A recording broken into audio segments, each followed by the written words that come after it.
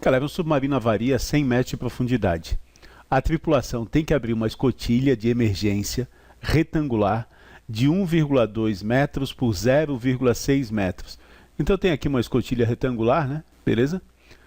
Cujas dimensões são 1,2 metros por 0,6 metros. A gente pode calcular a área dessa escotilha, né? É um retângulo, ó, vai ser base vezes altura.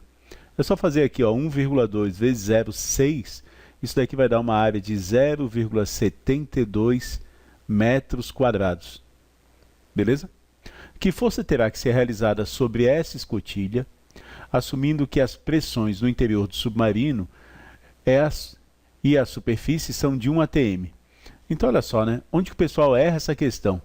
O cara tem que lembrar o seguinte. A gente tem aqui uma coluna de água sobre a escotilha, beleza? De 100 metros. 100 metros. Ok? E essa coluna de água de 100 metros, ela exerce uma pressão sobre a escotilha. Mas aqui em cima dessa coluna de água tem ar. Tem ar.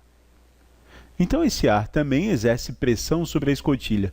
Então a pressão fora, ó, a pressão fora vai ser igual à pressão feita pelo ar, que é a pressão atmosférica, mais a pressão feita pela coluna de água, que é calculado como sendo a massa específica da água, vezes G, vezes a altura da coluna de água.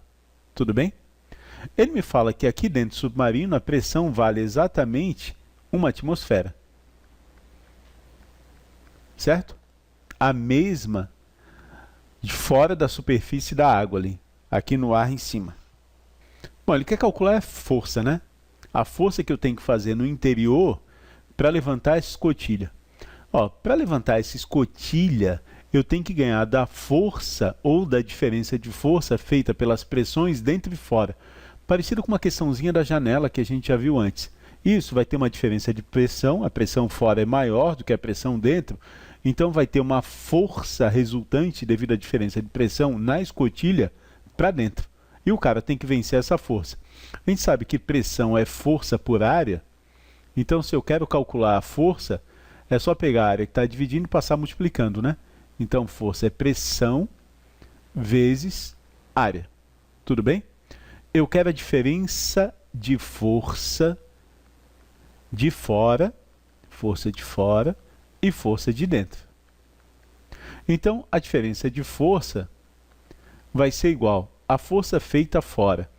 Vai ser a pressão fora vezes a área da escotilha, menos a pressão dentro vezes a área da escotilha. Como por dentro e por fora a área é a mesma, né? Vamos levar aqui para cima para continuar resolvendo. Então, a diferença de força, que é o quanto a força de fora ganha, né? Vai ser simplesmente a área da escotilha vezes a diferença de pressão. Essa menos essa. Tudo bem? Percebe o seguinte, ó, a pressão de fora é a pressão atmosférica mais a da água. A pressão de dentro é a pressão atmosférica. Se eu diminuir, vai cortar a pressão atmosférica, concorda? Então, a diferença de força vai ser simplesmente a área vezes a pressão a mais que tem fora, que é a da água. Rho vezes G vezes H. Agora é só substituir os valores. Ele usa nessa questão, deixa eu anotar aqui, ó, que a massa específica da água é 1024 quilogramas por metro cúbico. Tá? Então a gente substitui. Vamos fazer aqui embaixo porque ficou meio grande os números, né? A diferença de força vai ser a área deu 0,72, né? O G é 9,8, a densidade é aquilo ali, 1024, e a altura da coluna de água, 100 metros. Isso daqui vai dar uma diferença de força de 7,2 vezes 10 na 5 newtons. Ok? Bom, se isso é o que tem de força a mais para dentro, é essa força que o cara tem que fazer pelo menos para fora para abrir a escotilha. Fechou?